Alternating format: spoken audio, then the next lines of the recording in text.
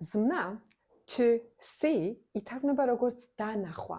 მაგალითად, როდესაც მე გხედავ შენ, ან მე ვხედავ მზეს, ხო? მაგალითად, I see you, მე შენ გხედავ, I see the sun, მზეს ვხედავ.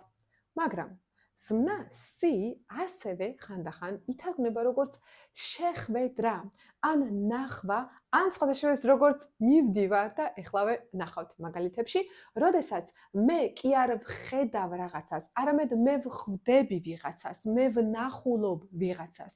აი მაგალითად ნახეთ, I'm seeing my friends tonight. ეს ნიშნავს, რომ მე ვხვდები ჩემს მეგობრებს ამ საღამოს, ამაღამ. მიხვდით? და არა მე ვხედავ ჩემს მეგობრებს. I'm seeing my friends tonight. არის რომ მე ჩემს მეგობრებს ვხვდები.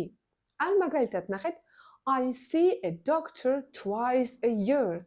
ეს ნიშნავს, რომ მე ჩემს ექიმს ვნახულობ წელიწადში 2 ჯერ.